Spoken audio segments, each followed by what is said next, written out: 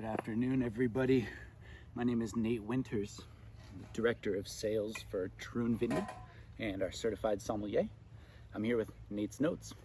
Today, I wanted to talk about one of my all-time favorite wines that we make here at Troon. I'd say our staple or our flagship sparkling wine, the tanNat. Some of you know about this wine, some of you may not. This is one of the impetuses of Troon.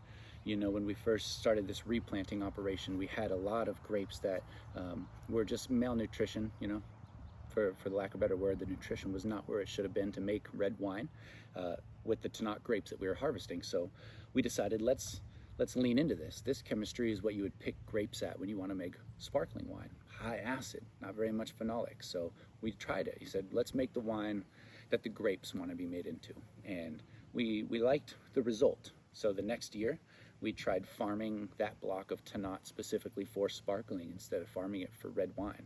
And so every year we've gotten better at this.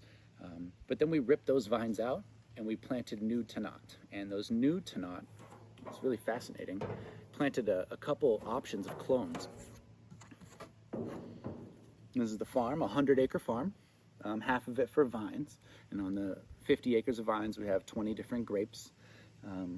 I think one year, a couple years ago, we had 43 different picking decisions or something like that. So the idea is there's a lot of clones and a lot of picks to make blends that showcase a sense of place. tanNat here, along with here. And these two clones next to these two are different. We try to use certain clones for sparkling and then certain clones for red production. And so when we did this replant, we thought about this wine and how we wanted to continue making it. And so as we thought the last vintages were good, I think every vintage we get better and better. What you see are bubbles, and I think that's not always the case when we talk about tanNats or Pétillant Naturel. That's what this wine is. Most sparkling wines that we are aware of when people talk about champagne is called the traditional method, and that's where you take grapes and you make it into a still wine, say Chardonnay. You make it into a Chardonnay white wine, and then you add sugar and yeast. You cause a secondary fermentation, and you finish that in the bottle. When you open the bottle, you kind of have natural carbonation from that second fermentation.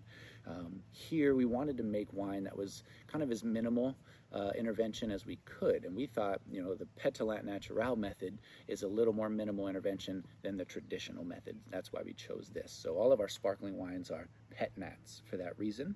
And so you take the grapes, you put them directly into the press. For this tanNat are red grapes. Put them in the press, you press, you press, you press, and that juice starts coming out clear. At a certain point, because that juice has been in contact with the skins, it starts to pick up color. As soon as we see any kind of pink or color, you stop the press and we separate the clear juice and we ferment that in a tank, put it in the bottle, it finishes fermentation in the bottle and gives you this tanNat.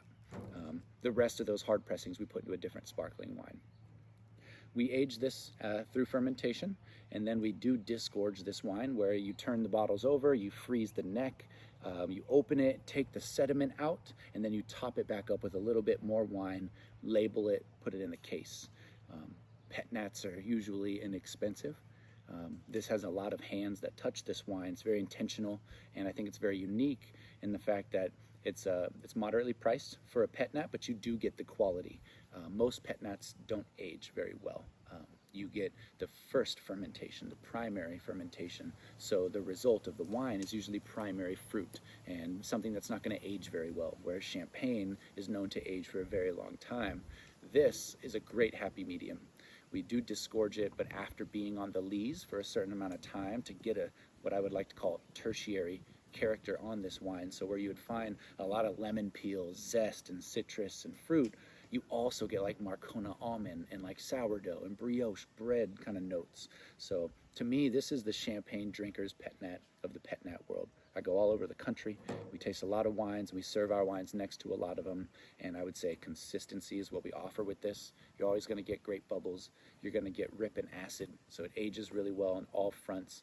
But then again, a very clean champagne style tanNat that I think is perfect for the holidays coming up, for any occasion.